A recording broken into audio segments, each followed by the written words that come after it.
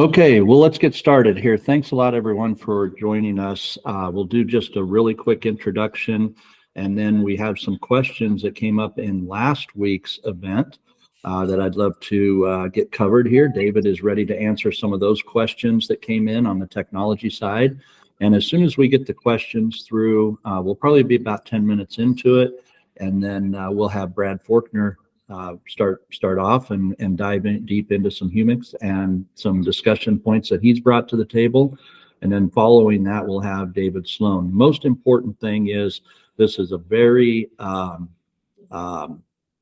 open and very informal discussion. We really want this to be educational, and your questions are critical for us. We really want to have you just join in, jump in, bump in, however you feel like it. Just let us know if you have a question. Probably the easiest is to raise your hand on the device, and if you raise your hand, we can invite you in to ask your questions. You can also send some questions into the chat. I'll be watching that as these guys are presenting, so would love to have you in there for that. So let's go ahead and get started. My name is Kylan Hunt. I'm business development here at GroGuru, and my job is to just take what these guys are doing and to help expand it out into the marketplace. So that's why I'm here. David, why don't you do a quick introduction and we'll move it to Brad. Yeah, I'm David Sloane. I'm the chief agronomist with GroGuru. I'm a PhD agronomist, been working with soil moisture probes for, about 30 years now. And I've been working, I'm Australian, but I've been working in the US for probably the last 15 years, based out of St. Louis, and spent a lot of time right around the Midwest and northern Texas. So broadacre row crops are my specialty. And Brad Zimmerman, or Brad Forkner. I know we have a few people new meeting you this go around, so maybe a quick introduction. Sure. I run a little company called Nutrient Management Specialist. I got out of the big ag when I got tired of hearing that they were only going to sell the stuff with the highest margins instead of the stuff with the most guts in them. And so I said, you know, if we got rid of a whole lot of people who did nothing but run up expense reports, maybe we could sell the best stuff out there and all of us still make a good living. So I went on that venture about 14 years ago. And like everybody else here, I'm figuring out how little I do know every day, but there's a world of things that are out there and a world of things that we can all learn as a group. Somebody has to bring it up. Somebody else has to either have an idea or stimulate the thought process, and then we all go develop that. Very good. All right, well, we're going to turn it over right away, just right back to David. On our last event a couple weeks ago, we had some questions come up. So David's going to go ahead and present from his computer and answer those questions. And then Brad Forkner will move it right back to you. Okay, I'll just let this come up. Okay, so the questions that we got, we jumped straight into using the tool, but we didn't explain what the tool was. So when we talk about continuous root zone monitoring, what is it? So we wanted to quickly just recap on the probes and what makes them different, and just talk a little bit quickly about the technical use of it, etc., and talk about the cost. So if we jump straight in, the probe that we've been using is a commercial probe. It's an AquaCheck probe, and it's been in the industry for, I guess, 16, 18, 20 years.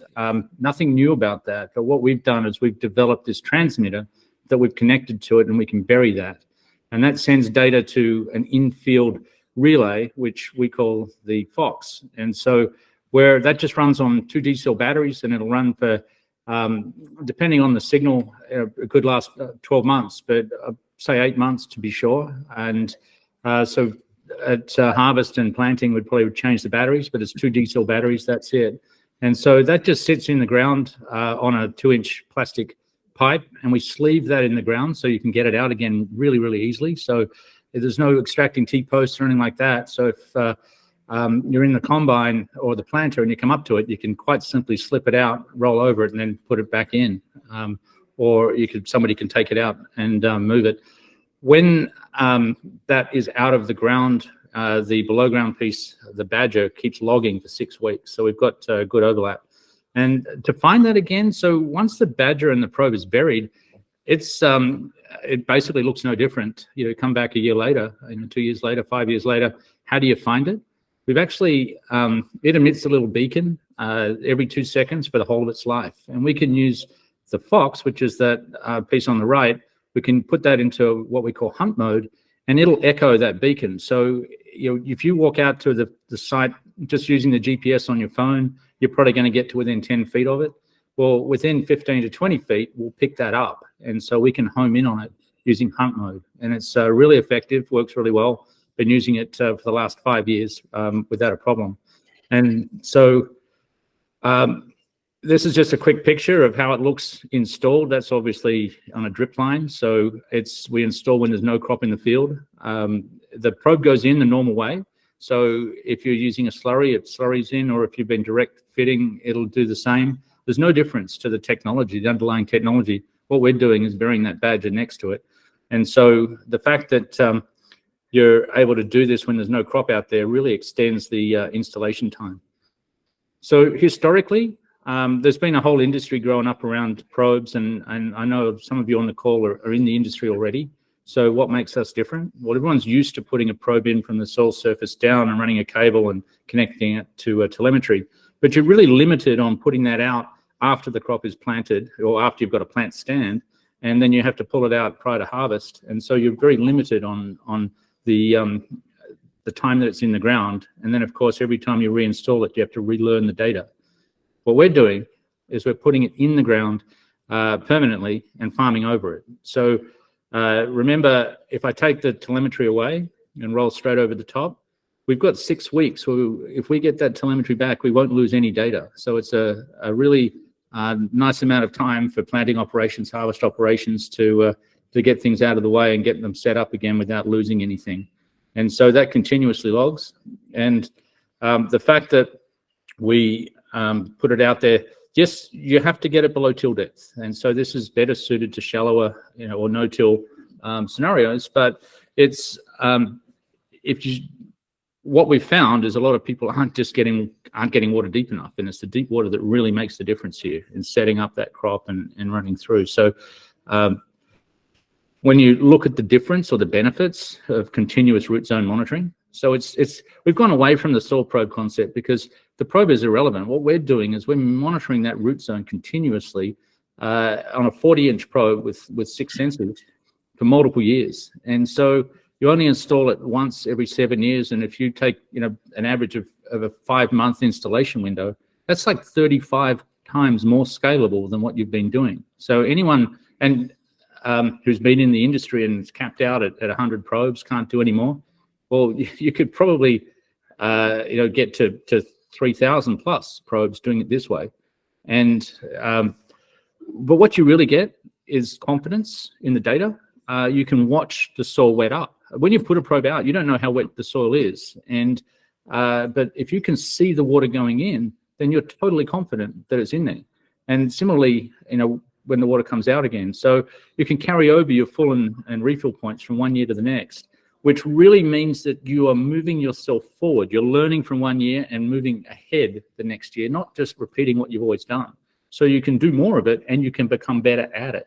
So what we've, and then of course you can integrate with control systems as well, because you can be confident in the data, and without that confidence. So they asked, another question was, how do you get the data? It's all online. So it's mobile and web-based.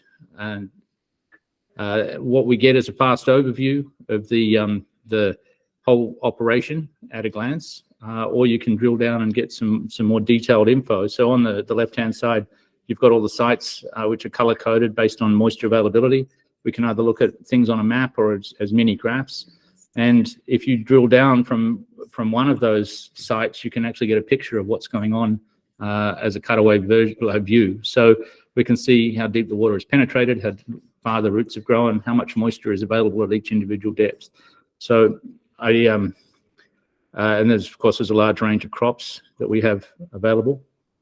And finally, when it comes to the cost, what we're doing is hardware as a service. And so you're not buying equipment anymore, you're buying a service. And Colin will probably talk later about how that's set up.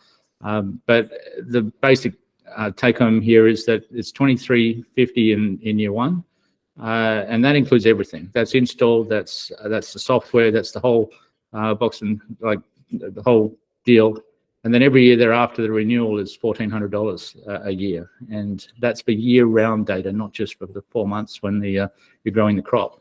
So you're putting your money into the data, to the value, not into the install and removal. And if you look at that over a 5-year period, you're at about $13.50 an acre on a 120-acre pivot. So pretty quick, but Carlin, that answers the questions, I hope, that came up last time on what we're talking about. Tremendous. So yeah, if anybody has additional questions on that, go ahead and just pipe up or raise your hands and we'll get you into the queue. But now we'll start moving towards Brad Forkner. Brad, would you like me to present your presentation from this end? Or if you got it, yes. Okay. All right. You can just tell me when to advance forward, Brad. Okay. And we'll go from there. I kind of set this up so as people want to go back and review it again, because it will be on YouTube, right? Yep, that's correct. Along with the other one. So there's hopefully enough text on here that you can go back, hit pause, read some of these things. So we're going to start this out with talking about the many functions that we get from the humics, from chelation, detoxifying, providing bonding sites, especially in sands, because sands have none. The ability to hold water, but also the ability to help crack the ground loose, grab a hold of some of the heavy metals. If we look at ground that seems to be really tight, a lot of times what we're going to find is on there, we're probably dealing with too much iron. We're probably dealing with too much magnesium. And much more often now, I am finally going back and looking, and a lot of times we're dealing with a whole lot of aluminum that none of us had ever thought about going out there and looking. You know, you'll hear people say that as long as the pH isn't too low, aluminum isn't a problem. That is true about not getting much of it inside the plant. That is not true about its ability to deter water from percolating down. So the one thing that I'm going to bring in besides humics right now is this product that we call Growthful, because Growthful is a combination of sulfuric acid and water that is stabilized down toward a 0 pH. And what it does is it pops some of the things loose that are out there. So some of the heavy metals, even some excess calciums, if we got our base saturation, you know, up there above 72 or 3, then calcium can start becoming one of the problems. And when we pop those loose and we have the humics out there, especially the dries, they will start grabbing a hold of some of those things that we are breaking loose. One of the very unique characteristics about humic is that it is amphoteric. So it can attach to an anion, it can attach to a cation. So whichever polarity happens to be popped loose, we can grab it, stabilize it, eventually let it go down through the soil profile. In the meantime, we have shrunk the size of the clay colloid. We allow air and water to move up and down. We allow the water to move up and down. We allow the roots to penetrate. So not only are they going after new zones of fertility and moisture, as they rot away, they become channels that, again, allow the air, the water, and the nutrition to move up and down. So basically what we're trying to do is, you know, some of the guys might say, well, how does this fit if I don't have irrigation? After last year's drought and not knowing what our water supply is going to be, part of the discussions we have had is, especially in the areas like I grew up, Southwest Missouri, where we don't always get a rain, Southeast Kansas, you know, Oklahoma, some of these places are a little short on moisture, especially maybe even Southwest Iowa this year. Would it be nice to know what is our soil profile look like going into spring? What is our anticipation on getting the recharge? And how can we utilize that then to say, should we only be spending about 3/4 of our money up front and maybe backing our populations down so that we can match fertility and our draw against the known water base out there so that we can maximize the water we have to raise a sellable crop at a sustainable price? Because part of this sustainability, that's the last statement here, is keeping us profitable, keeping us in a situation, whatever the weather sends us, we still eventually got to make a living, go back and tell the banker if and why we're going to pay it all off this year, or he needs to extend it a little bit. Those are all very viable questions in this this economy. You can go ahead and switch slides. And Brad, just real quick, talking Yep. about that starting moisture, that's something that is a key fundamental thing that we can deliver on with continuous root zone monitoring. So we'll hold that thought, and maybe if we get time, I'll show some examples at the end. Yeah. I like this little piece on the right here that says the key is to keep educating yourself. The day we stop getting educated is the day somebody my age becomes irrelevant. And maybe some of us younger guys. What we're looking for is to get the soil loose enough. You can see that root start we've got on the left. You can see the nodulation in those extended hair roots that we've got there on the soybeans. The quicker we can get this stuff up and running, obviously, you know, that's going to make the crop more healthful. That's going to keep it vigorous. Are we going to do that with biology? Are we going to do that with plant growth regulators? Are we going to do that with fertility? And all of those things tend to play into that. So you can go ahead and switch slides. This one here kind of does a little bit of an overview on what this all does the Humates do. You know, talked about it's a natural chelator. Talk about it's got a little bit of dormant biology in there. Talk about it's got 60-some micronutrients in there. The dry material's got a CEC as a standalone 450 to 600. The full week portion's got a CEC up to 1200. So it is a root stimulator. It has a little bit of an auxin-like effect in there, and it's a wonderful food source, carbon food source for the biology. Stop anytime with questions, otherwise we'll keep moving here. So that's a little bit small on the screen right now, but is there a way to blow that up for a second? Basically, it says, do we have enough? Carbohydrates, organic matter, amino acids, bacteria, you know, because we don't want to be bacteria negative, but we don't want to be bacteria dominant. We tend to get too much bacteria out there. They start to take our oxygen. The soil starts to go anaerobic on us. Things that we don't always talk about. Plants need vitamins. Plants need fat-soluble vitamins. You know, there are enough like people that their root zone is basically a gut biome. Flip aside there. There we go. So as soon as the grain's removed and there's still sugars out there, that's the best time to start this stock breakdown. People always say, you know, when's the best time to apply this humic? Well, it's like trees 10 years ago, right? But there's not a wrong time, because we can go out there in a standing crop. They're not going to wash away. They're not going to volatilize. And let's take advantage of what we got out there.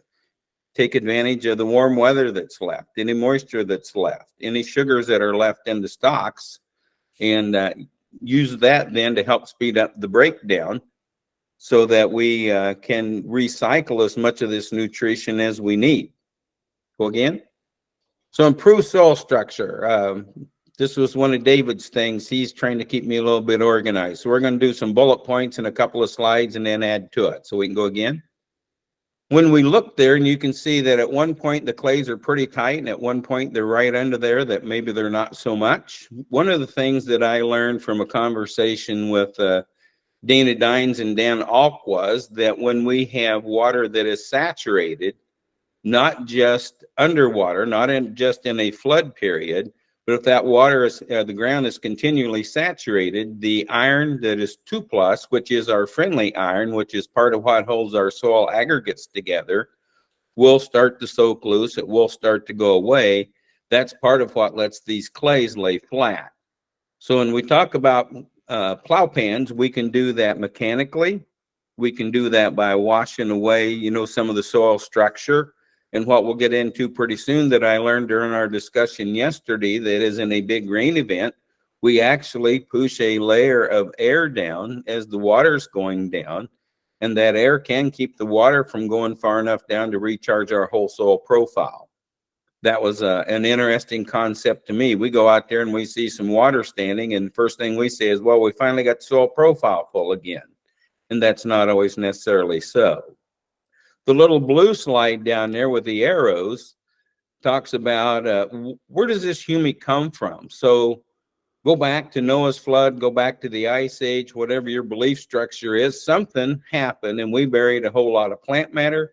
We buried a whole lot of animal matter.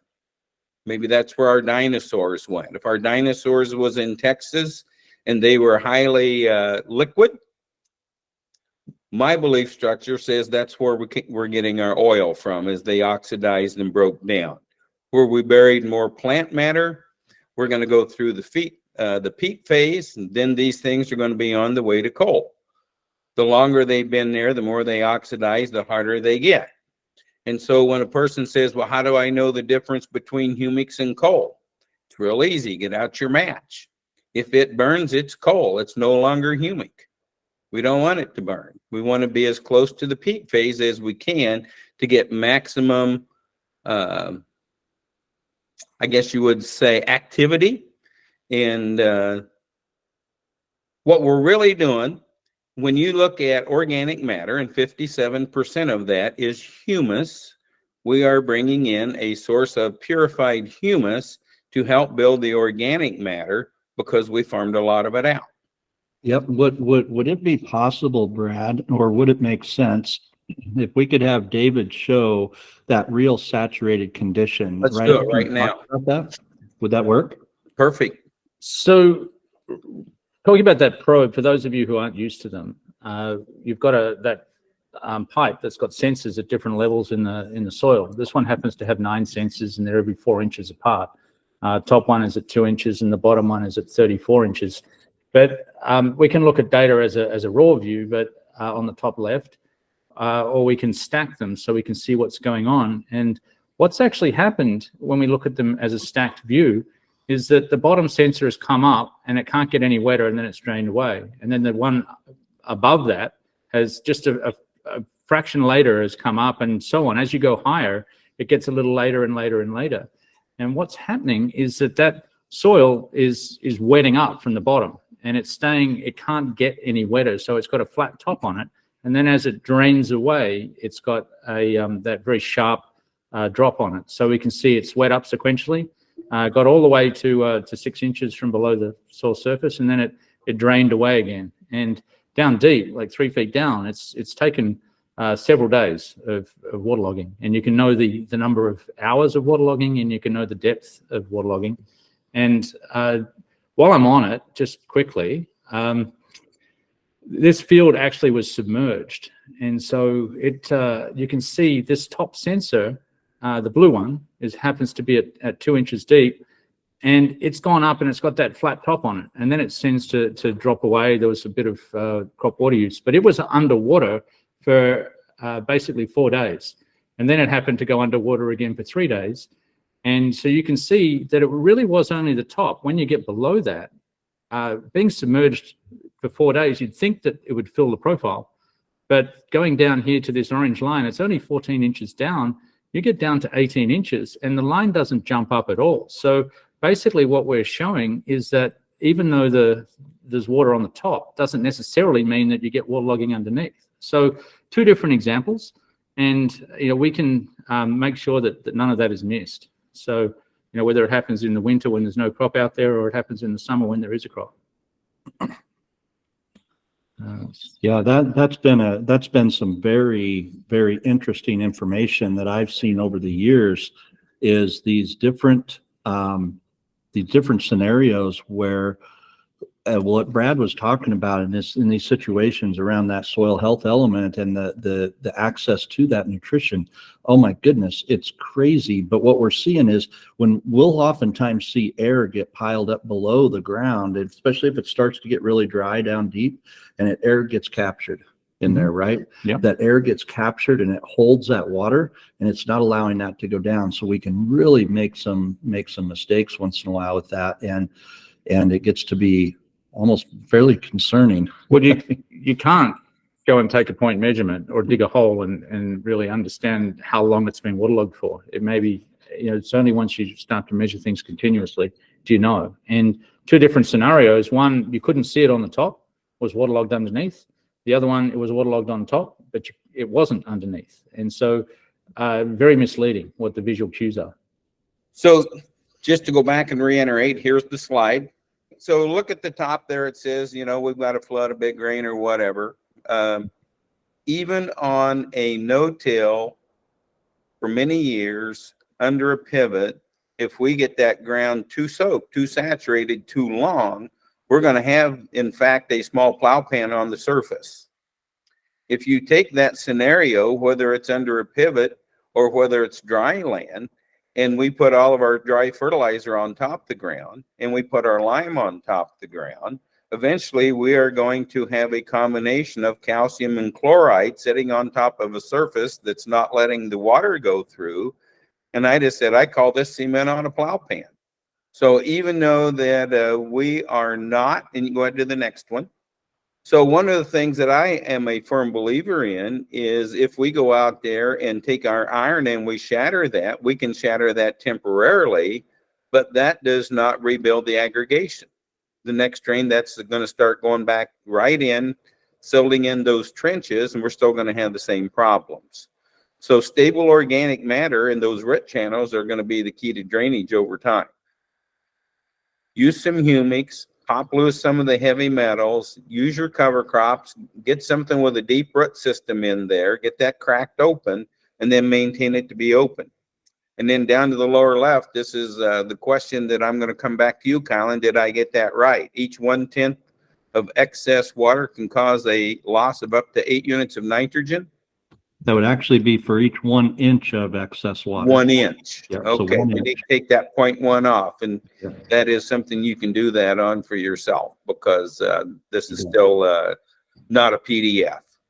Yeah, and that comes from the University of Nebraska after several years of research. They're estimating that number, and we've done a lot of intense research around that. So it's fairly accurate, and of course each soil type is a little bit different, but that's a good average. So a question came up while I was talking here a minute ago that said, why do I call the stuff out of Canada Humalite? What's the difference in Humates, Humalites? It kind of goes back to the source. You know, we have a term for the stuff that comes out of New Mexico. We have a term for the stuff that comes out of North Dakota, because Dr. Leonard was the person up there. They called that Leonardite, you know. So when we've got the stuff out of Canada to kind of categorically say where this material came from, we refer to it as Humalite. And I did not go ahead and throw the chart in there, but I'll address it at this point. There is a difference in where your humics come from. The stuff that comes out of New Mexico was formed under lake beds. And because it was a lake bed, there's a fair amount of sand in there. It's shallower veins. It's more in the 3 to 5 foot range. They are pretty much uneven, and there's quite a bit of sand in there. So few of the times you'll find some aluminum coming out of there. You know, people always ask me, where's this aluminum come from? Well, some of it's naturally occurring. Anybody here old enough to remember a super triple phosphate? Before we had 1846-0, out of Florida, we had 046-0. And that 046-0 was actually 12% aluminum. And it was real cheap. And your grandpa thought, I'm going to buy this while it's cheap, and we're going to bank it up here for the grandkids. And he was banking aluminum at the same time he was banking the phosphorus. So some of these things are unintended things. We're looking at about 11.2 non-solubles in the material that comes out of New Mexico. We're looking at about 7% non-solubles that are coming out of North Dakota. We're looking at 1.2% non-solubles on the material that comes out of Canada. And because the stuff in Canada is about an hour and a half north of Edmonton, and it's already 40 below up there without a wind chill, it has been very slow oxidizing. It was formed out of ferns. The stuff in North Dakota was big trees. And if it was a desert back when the stuff down in New Mexico came to be, I was going to say it's probably a desert terrain. Probably small buckbrush and that kind of stuff down there. But that's kind of the personality and why we refer to it the way we do. So on the left would be actually Larry Tombaugh. How many years ago was that, Larry? Oh, I can't unmute him. You're going to have to unmute him, or he's going to have to. But what we did was we took a shovel out there early December, late November. We wiggled on that thing, and we got 32 inches of intact root to hold together. It was over 12 years ago. 12 years ago. Yeah. And if you look over here on the right, and we can spread that up a little bit and look down there at his pant leg, you'll see that this was an organic field up in Ossian, Iowa. And if you watch that root go down his pant leg there, we've got about 23 or 4 inches worth of root there. And again, I don't know if anybody's tried to do this in their own field, but I can tell you that in most fields, those are going to snap off. They're not going to slide out of the soil profile. That's the difference in getting some of these roots to go down and access. That keeps the oxygen in the ground, because it takes a certain amount of oxygen below the surface to get any of that nutrition to get into the roots and come to it. We can switch pictures again. Actually, Brad, before you go on, I'll just put in a plug here. That is also another thing that the continuous root zone monitoring does extremely well, and that is let you know exactly how deep your roots are. And just because you've got moisture down there doesn't necessarily mean the roots will go there.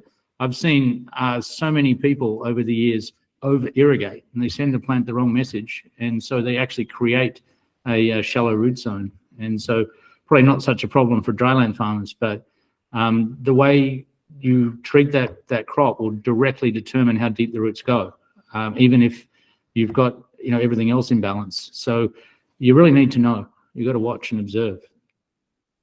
And if you look at those little hair roots, that's what we're looking for on that germinating corn there. The more of those bad boys we got in there, the quicker we're going to take off and go. And we're going to have to shrink him back a little bit so we can get both sides of that, because on the right, you can see definitely where that root has hit a compaction zone and quit. It's just what David was talking about. It goes down so far, it's hit a layer that it does not want to go down, so it's going to take a hard 90. And because we need water to float the nutrition through there, I had people tell me got yellow soybeans this year. And I said, well, that would be right. We have to have water to move the nutrition toward the plants, especially on potassium and the nitrogen. And when it quits raining, we don't move anything toward it. And if we've got a limited root zone, then we've probably mined everything that was within reach. You get a shower and everybody says, well, it didn't green up very fast. Well, plants are always going to take all the energy they have to support new growth and seed production to their own detriment. So as soon as we got a hint of moisture, that plant took off and grew again, but it did not have access to any more fertility at that point. Second thing is that plants will typically not overindulge on P and K. They'll just pretty much take up what they need. They will very much so overindulge on nitrogen. It's like taking your kid to to town and you give him a Monster Energy drink and maybe some cotton candy or a Mountain Dew, and then try and feed him. He's got no room in his gut left for nutrition. That happens to us in crops. When we have too much nitrogen there at one time, my personal belief is that's part of what is causing us to have those plugged roots, which is causing us to have more than one set of brace roots. That's kind of a heart bypass, going down looking for more nutrition. And the more of those that are plugged, not only is that hindering what we're trying to get back inside the plant, but for natural dry down, once we hit black layer, right, if you studied that, the moisture goes out of the kernels, back into the cob, over to the stalk, down to the bottom, and out the roots. But if those roots are plugged, we're not going to get rid of that water. We're going to be sitting there waiting for those shucks to open up and hoping we don't get a rain event in there, and then hoping also that, the bugs don't get in there. We don't start sprouting. Brad, that brings up an interesting question. You mentioned that roots are plugged. Is that something that will fix during the season, or is that what we're stuck with for the rest of the year? We are stuck with that. Once they're brown and not white, when you look at them, they are done. They're going to senesce off. And if we don't grow new ones to replace those, then we're going to be in trouble. That's one of the reasons that I am very high on using the Terrasym product from New Leaf Symbiotics, because we're getting really nice early root development out of those, especially in conjunction with some biologies. And now that they've got this 201 that's coming out as a companion, it is not an insecticide, but there is something in there that is evidently putting out an exudate that is also making those roots less desirable to feed on and speeding up the regeneration. So we've had that in trials this year. And if you've got rootworm feeding, that is, you know, $4, $5, $6, whatever it is, well spent. Okay. Another thing we talk about is saline, salty, sodic soils.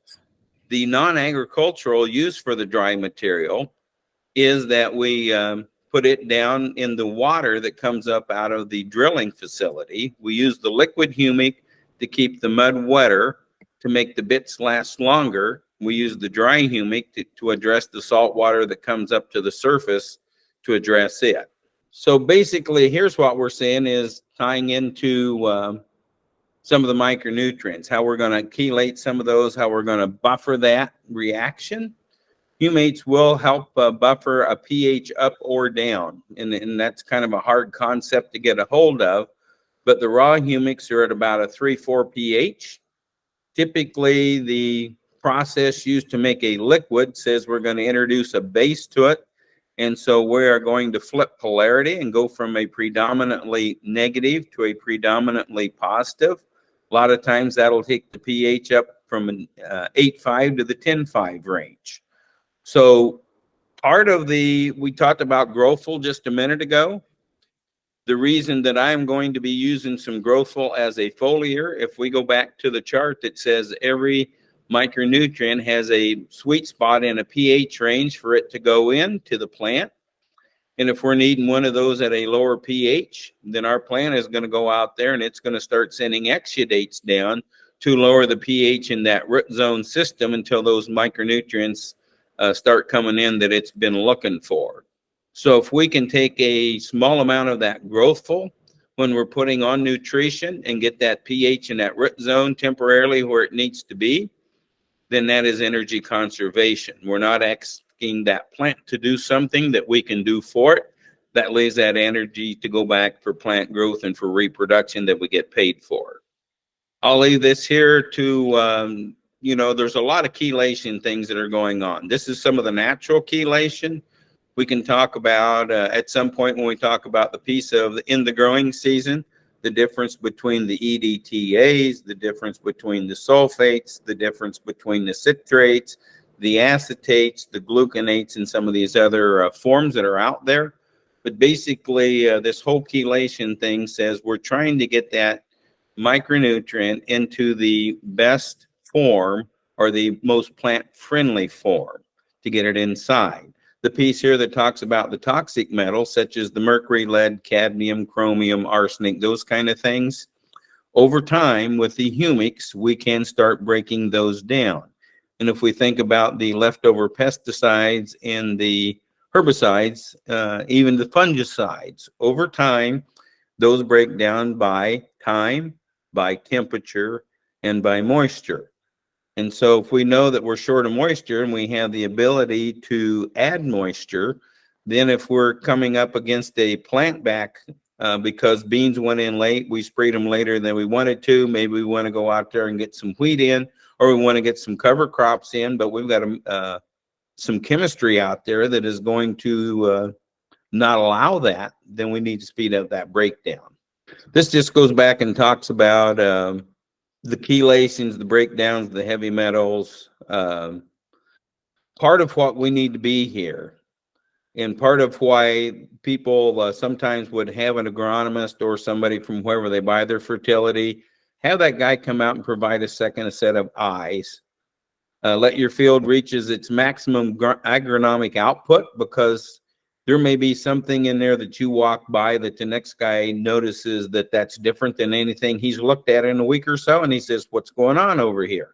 Now that starts the conversation on how we're going to address that. The one thing about chlorine there that we went by is plants will pull chlorines in easier than they will pull some of the micronutrients in.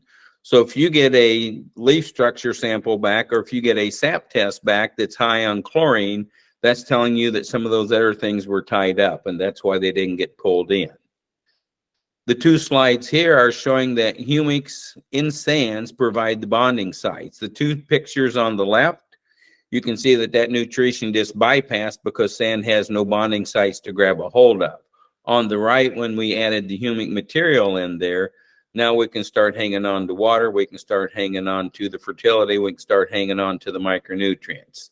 This will let us start speeding up the process of getting that organic matter back, which is what we're all looking for to hold on and create a larger sponge for us to feed out of later.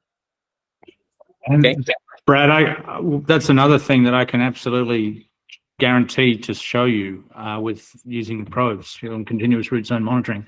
I mean, if you're able to, if you have a before and an after, and it may be one season to the next, but it's a valid comparison because we haven't taken the probe out, we can start to see that comparison on how much water the soil can hold, and whether it's running through or not. So can really help validate and monitor what you're doing out there, so you're going in the right direction. So I like this because, when people start asking me, so how much of this am I going to put down? How long is it going to last? Why would I do this? I can tell people that in sands in South Texas down there, I put 100 pounds an acre down 7 years ago. And for the first 3 years, every time I went down, I know you're going to sell me more. And I said, well, I would like to, but I would like to put it on new acres until you tell me that we're not seeing the original response. Because it's not just to come down here and sell you something and eat grapefruit and oranges in the off season when it's too cold to be home anyway. It's to come down here and help everybody make a living, so that when I come down, you're happy to see me, I'm happy to see you, and we both made a decent living out of it. So I can tell you that we've been there now for 7 years, and we're still living off that first 100 pounds. So when you take that, whatever it is, $34, $5, $6 an acre, depending on the freight, and you start dividing that out by 5, 6, 7 years, that's a pretty economical input compared to most things you can do. I see we've got a hand up. Yeah, looks like we do. Taylor, what's your question, my friend? Hey, Brad. Good to meet you. My name is Taylor Zellweger, and I reside in West Central Minnesota. And so a bit higher CEC, not necessarily irrigated country, but do get into sand, and then I get into some Red River Valley heavy clay soils. And my question is, evidently humates make a big impact, but when you're analyzing for a grower, how to make this decision, how much do I do, when do I apply, what are the things, maybe they're specifics, maybe it's a bunch of things that you're looking at to give you a go, no go decision. Are you going to look, you're going to look at pH, or are you going to look at organic matter, and CEC, maybe even like if you're familiar with a WEOC score, take that into account. Are you going to look at a base saturation? How do you walk a grower through making this decision and saying this economically is going to be the best bang for your buck on the farm right now? So if we've got a priority, number one is going to be drainage and water, right? We can't have too much. We can't have not enough. We're going to look at the calcium load. I don't just look at pounds. I don't just look at pH. I would rather look at the base saturation. I would like to see it typically above 65. I would like to see it typically below, or not above 73. Because you start getting 74, especially you get on up toward those 80s, calcium is my problem. Right. I want to look at the base saturation of hydrogen, right? Because hydrogen is going to help us take care of some of the excess calciums. If my base saturation of hydrogen is 0, I have nobody out there helping me. Back to the discussion on the growthful. What that really is a hydronium molecule. It is releasing hydrogen on a zip drive. Okay. So when I put that out there, now I'm looking at 16 ounces in furrow at about $1.75.80 retail. Again, a very economical input. That's kind of what I've based my business around, is small amounts of a lot of things that will make a difference, so that there's money left for you to make a living. And I will go ahead and toot my horn here just for a second. They finally released the PTI stuff from Precision Planting down at Pontiac. And if you happen to look at the material that was listed as Newfields Ag / NMS, We returned $205 more than we spent on some of our corn. On our beans, we were 15.7 bushel up on our in-furrow only and returned $139 over what we spent. So part of this sustainability says, let's sustain you and me and not the co-op, right? So I'm going to tell you that the quickest return on your money from Humates is going to be on sands, and it's going to be on those high CEC heavy clays. If you got flat black and 3 feet deep outside of helping you stabilize nitrogen, that's not typically your problem. Now we're going to go back and we're going to look, where is our amount of iron? Where is our magnesium? Where is our aluminum if it's out there, you know? Because I get down there in those Missouri River bottoms over around Herman, which is that wine country on the south side, and you go out west of there a little bit, you're a little town called Morrison, and we had gone over the river dike there on the Missouri River 4 times in 10 or 12 years in what used to be known as the 100-year floodplain. So I'm thinking I know something, you know, and so I'm talking with John Brenner, and I said, John, you know, I've been seeing some of these irons, you know, I'd like to see them in that 80 and below. You know, I'm seeing some 90s, I'm seeing some 190s, and he grabs a sheet of paper and says, what do you think of 1,097? I said, I think I'd quit farming it and I'd probably start mining the iron. So yeah, there's a lot of things to look at. And then I don't need to have all the micronutrients down on every soil sample, but I want to know, where is my cobalt? Where is my moly? Where is my nickel if I'm using urea? Because we got to have a little nickel in there to make urea work, and we got to have cobalt and moly to make the nitrogens work. And if we don't have any of those are some pretty cheap fixes. We'll run we're looking for about 4 parts a million on that kind of stuff. And right now we can throw an ounce of moly out there, a 39 dry or a 35 liquid. We're under $1 on that stuff. Cobalt had gotten up as high as $19 a pound because it was going into the batteries. It's now back down in that $10 range. So take 16 into 10 and we'll run an ounce of that liquefied. Again, a fairly inexpensive fix, but most people don't talk about it. And we can lose lots and lots of dollars for not taking a look at some of those really small things. So that's kind of what we look at. If we're going to broadcast, I like to see 100 pounds out there and tell you that, you know, for that $35, let's go ahead and get use of it every year and not try and do a slow build.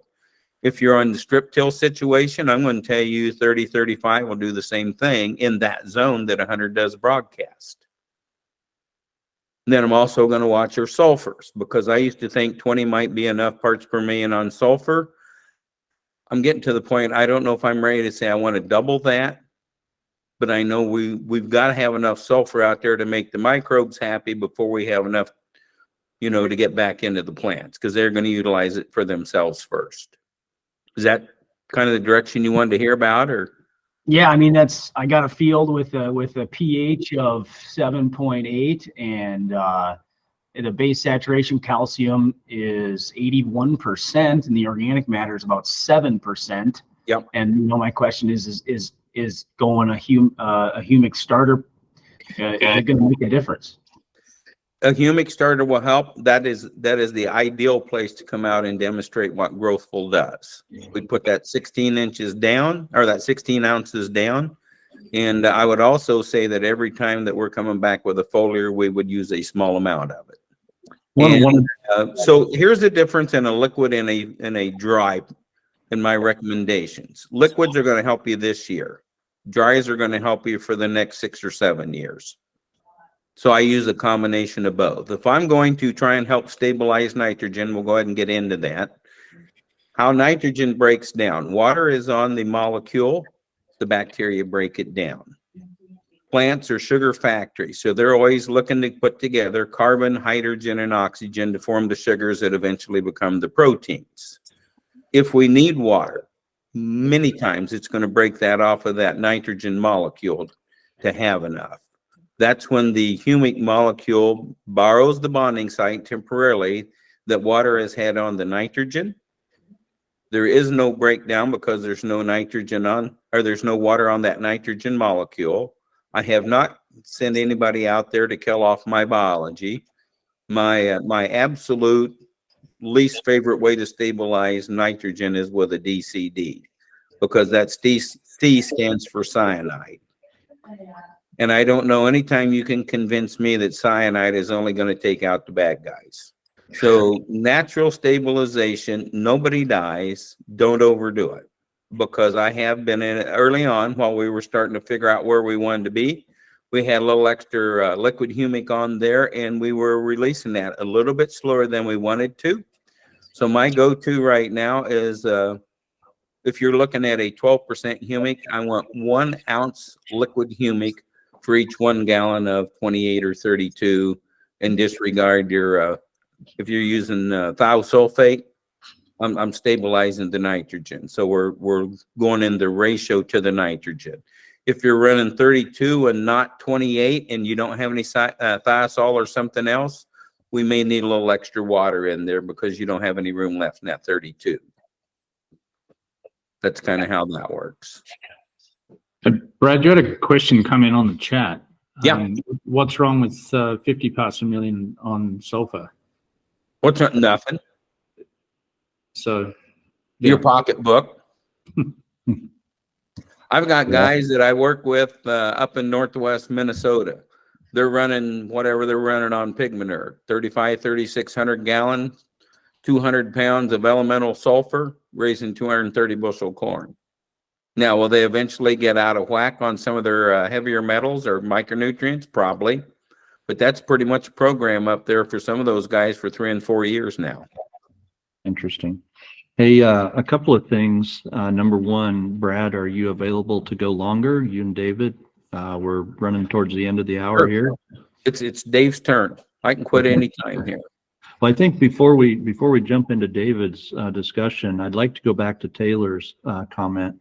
Taylor, are you working on a field that you've had some history with? Are you seeing some results there that are causing some challenges, or what's driving some of the need for this on that field?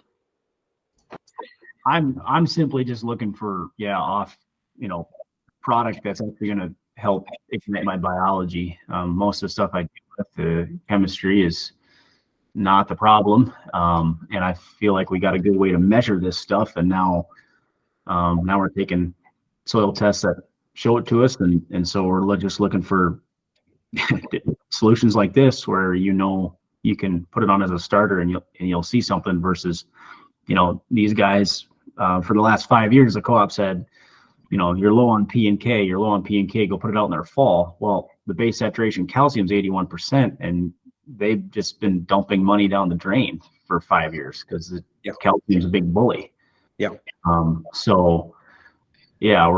I've had a little bit of experience, but as Brad said at the beginning, you just got to continue to learn. So are the yields decent on it though? Yeah, they're coming up. Yeah, for sure. I mean, management, I actually had to take the field over from the grower. I said, can you just let me manage this? Because he was busy and not doing what I was asking. And we came to that agreement. And I went from about 165 bushel an acre to 215 when we switched management styles. So that was year one. I'll keep you updated. Yeah, perfect. Did you happen to, I know you worked with quite a few sensors. Were you watching water in that profile, root development? No. We had a bad experience with a different probe company a couple of years ago. It was on grant, and then there was the customer experience wasn't that great. And he has since then, whatever. But, in a year like now that we've done what we've done, he trusts me to make a decision that if this year we want to go into doing this, which we will on some way, shape or form, doing monitoring, we'll have probes and potentially satellite stuff. So, yeah, interesting. Okay, cool.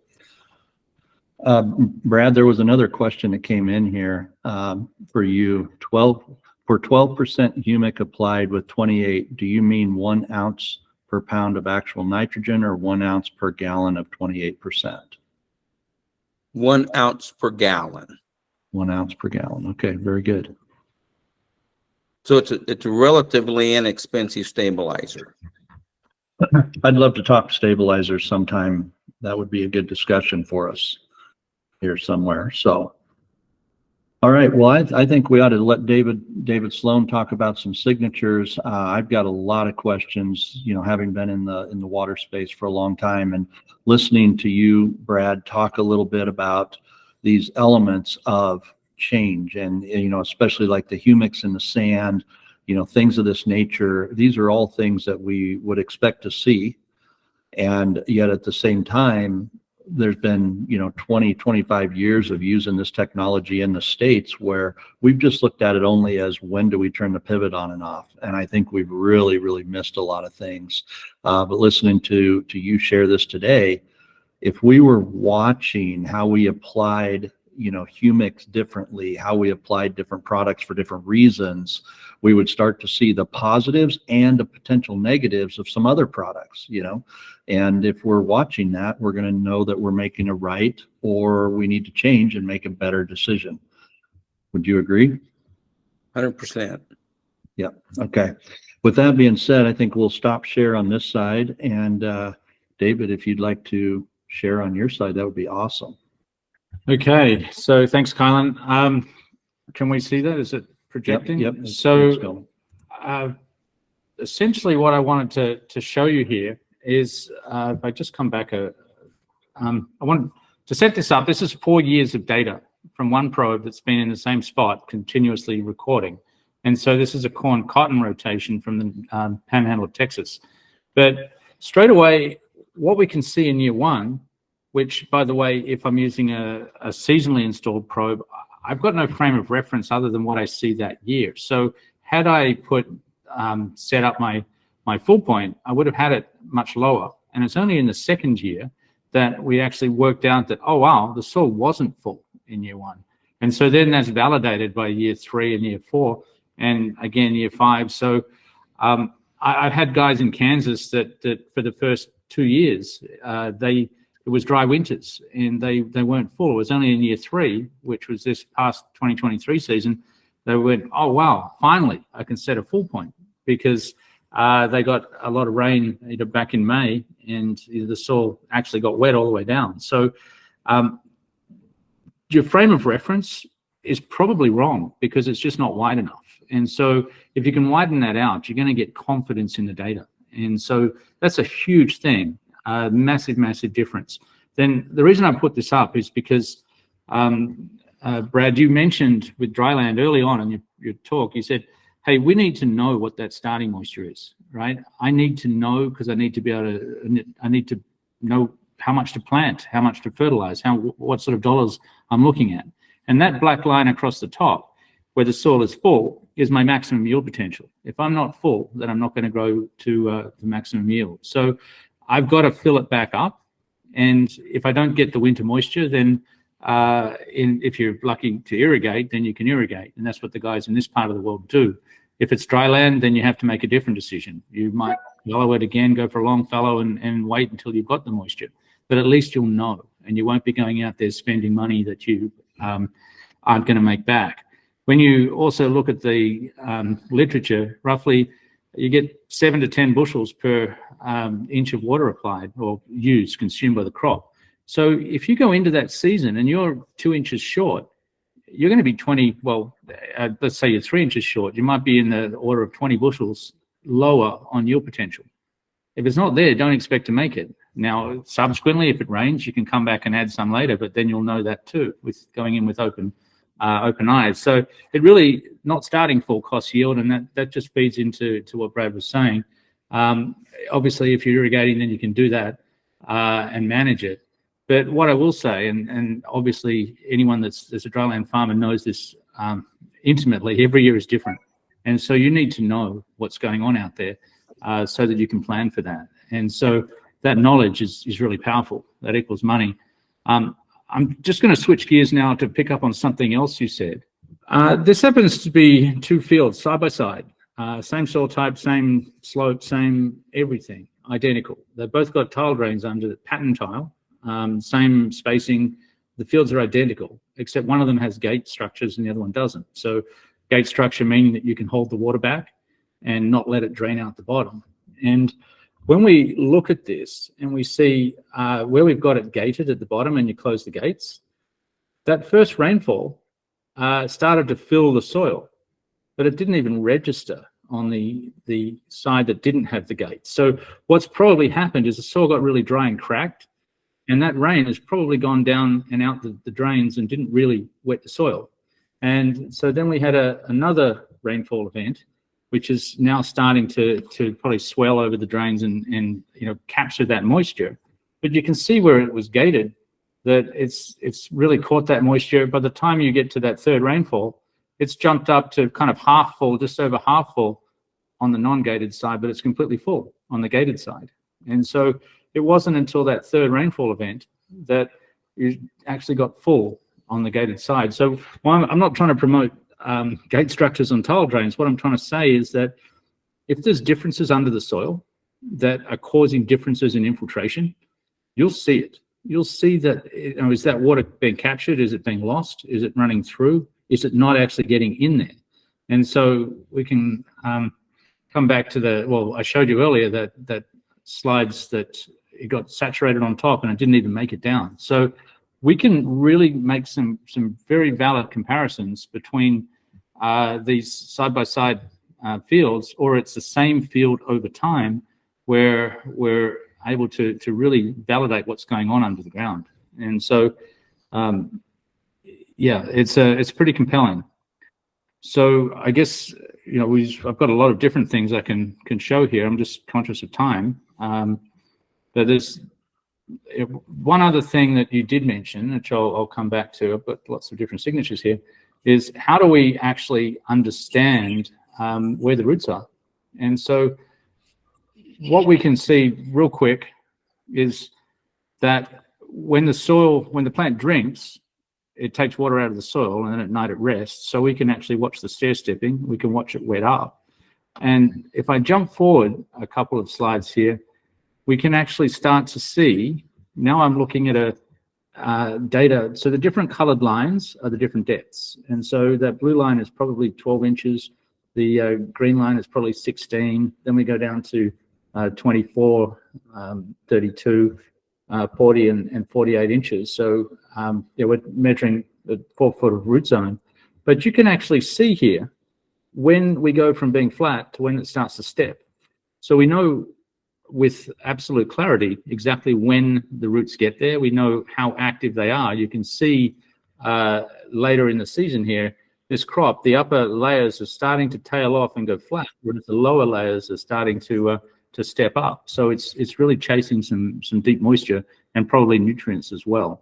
So that X-ray picture of the root zone is really, really important. And also watching how it wets back up again when moisture goes in is critical as well. So all of the things that Brad's been talking about in terms of using Humates to change soil structure, we can view that and validate that. So the fact that it's continuous over multiple years, we can benchmark a site and then follow it through and see the changes that have taken place and see, are we getting better root infiltration? If we had a compaction site, you'd see that it stair steps to a certain level and then it doesn't go any further. And so you make a change and you can see the results of that. So there's a whole series of signatures that I have already put together that we'll be putting on our website as well. So we can go to that and learn some more from our YouTube channel. So if you are watching, well, how do I know the soil is wet? We can follow that through with different signatures. If the soil wets up and it can't hold anymore, it starts to drain, that's a signature that says it's actually wet, and we can see that repeated. If it comes up and it's got a rounded top on it, then it can probably take some more moisture. And where it's a slow percolation, it's just rising over a very long period of time. You start to, as you add more water, and as the soil gets wet, it starts to repeat those signatures at lower levels and lower levels again. So we can start to get to a point where we're very confident that we've got that the soil wet at those levels. And so unless you see that, you can't be confident that you've got to that point. And that's where you may never get to that at the start of a season if you're putting the probe in after the crop's planted. But chances are you'll get there out of season, and we'll know that, so we can carry that forward. We've looked at a lot. Brad did a tremendous job in really laying out the reason behind these humics and different things of that nature. I know we can track a lot of this, which we have not done in the past. It hasn't been a focus for us in the past. As we move forward, though, especially with the type of technology we're using now with permanent data, permanent just means the probe stays in there all year round, which is really helping me understand what's happening in the off season when there's no growing crop in there. When we do have water recharging the soil, does it go through? Does it hang up? Does it stall? What's that moisture doing from rain events when there's no crop, when we're recharging? What does that look like? That's been huge for me, because any type of saturation you have at any level, there's an indication of something wrong. There's something wrong. And that's been a huge learn for me in the off season. So, yeah, if anyone wants to go deeper on any level, I'm sure this goes for Brad as well. You can reach out to us directly and follow up. Love to have a deeper discussion. Have you got thoughts on where we're going? Well, so actually, Brad Zimmerman is on here, and him and I just chatted the other day as we were thinking about this. In fact, he was with the whole group here. What I think we should propose, guys, is, planting season's going to be up on us. We'd like to meet with everyone every 2 weeks if you want to come on and be a part of this. And before we know it, we're going to be dropping planters in the ground. And I think it would be a really great idea for us to take the next 3 to 4 sessions and really talk about what are we looking at? What's the best way to prepare a field for planting? With Forkner's information there, have him give us insights on making sure we're looking for the right things going into planting season. How do we best prepare that soil, both from your end, David, with water, and with Brad's side for, biological activity when that seed hits the ground, to making sure we're in a great condition to let it, get a really solid, strong root system started. And then if we do that first, how do we start? And then next phase is, what I call prepping to pollinate. The only reason we put a plant in the ground is reproduction, right? What are those phases that we go through when we're prepping a plant to reproduce? And then the reproduction stage and the maturity stage. I think that would be, if we could go through those 4 different phases and what we should be looking for at both the water management level, the water activation level for, access to nutrition. If we took that 4-step approach, I think it would be tremendous in helping us make good sense out of things this upcoming season. Any thoughts on that? This is also collaborative as well, and whether Absolutely. You want to reach out sort of now or later with some topics that you'd like us to cover, and if some of you have got some expertise as well that like to share, then I think this can be a really collaborative space. So. Yep. And David mentioned that would be really, he likes that idea. He also had a question here, and this is probably more for you, Brad Forkner. Does anyone do biology testing of the soil? That is something that's becoming more prevalent now, whether we're just looking for that CO2 release, or where we now have guys that will take your soil and they will actually go through and start to give you a DNA profile on what are in there. And my go-to on that is, when you're telling me you've got bugs in a jug and you can name me the 4 guys that are in there, you've left out 100,000 of my friends, right? So I'm more into what families are out there, because rather than, I sent that little wheel out the other day. When you start talking about bacilluses and all those different subsets of those, when people are telling you that they have a fungicide, that's probably in there. When people are telling you they have an insecticide, sometimes that's what they're relying on. When people tell you they have an nematicide, that's what they're relying on. So the more of the biology things that we understand, what does each family do? What is its purpose? And then the more we know of, are those people present in my field? Now we've got a much better handle on how to feed those guys, or if there's nobody out there, that's why there's free agency. You got to go out and bring somebody else in that isn't in there, right? If you've only got people in your town that are 5'4", you probably better recruit a center if you're wanting to play basketball, because you can feed them as well as you want, and they're still going to be 5'4". Yeah, well, I think that's a direction we can go. Brad Zimmerman, are you still with us here? I've just been eating my popcorn, listening to you guys. It's been great. No, Well, I think that's awesome. I love the idea of getting together every couple weeks and just discussing. And honestly, if we can make it a discussion, if you guys want to throw out other topics that you enjoy. I think it was great that you started out this session with the questions from last session and answering those. So I would be a proponent of that, and yeah, love hearing about it. So yeah. Well, yeah, and the one thing I would put out here is we want these to be very educational. We want to talk about some of the products we're using, the services we're using. These are education events. If you're interested in products, services, reach out to us. We want to make sure that that you have access to them when the timing is right and it's going to bring you the biggest return. So I would say reach out to us and we'll make sure we get things started really well. If there are products out there that you like that we should be taking a look at, let us know that too. Absolutely. We're never here to say we know. We're here to say we learn. Yeah, and that same is true with technology. If there's technology you're using, let us know. In fact, we had a call this morning with a technology that's been out now for several years. They do a lot with imagery and different things of that nature. And they called us this morning because they're having trouble. They're having trouble to collaborate. Yeah, they're looking to collaborate. They're looking to, use services like ours because, a lot of things you look at from the top down, you can't see below the surface. You don't know what's in the root zone. You don't know what's happening below that root zone. And that's where the problems start, to be honest. The plant and what we see above the ground is the results of what's happening in a previous time below the ground. And that's where they're running into some challenges. So if you see technology that you really like, that you think could be improved, or maybe we should look at, same thing with, as Brad mentioned, with products. Let's take a look at it. Yeah, and I mean, if some of you have been in the soil sensor business or been using them, and you've got some interesting case studies, yeah, I won't be offended. I'd love to learn, see those sorts of things.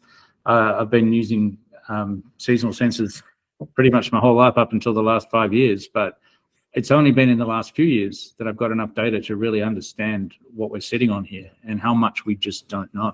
And so I'm convinced that soil temperature and root activity are intrinsically linked. And so there's some things that we're sort of following, but yeah, you get enough data and you can start to map it out and start to draw the links, but nobody's ever done that before. And so I'm convinced that there's things like that soil temperature, obviously with biology, is going to have a big effect as well. David had another comment. I said, just listened to a webinar for organic farmers yesterday that talked about a laser weed zapper.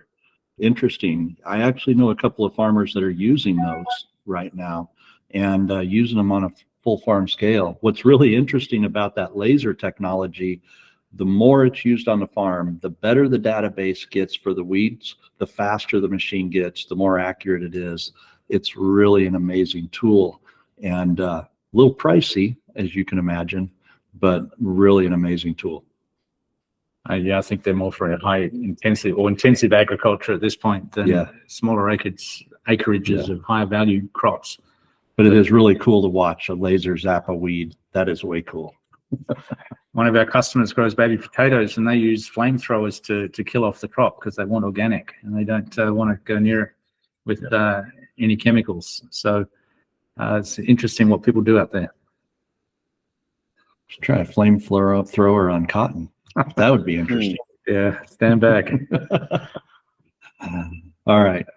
Well, Well, guys, this has been fun. Give us some feedback, send us an email, let us know what your thoughts are, and we'll keep bringing value to it. This is a brand new group where we're putting together here, so your thoughts are going to help guide us and direct us. So much appreciate each one of you, and we'll plan on connecting with you again in a couple weeks. Thanks. Cool. Thank you, everyone.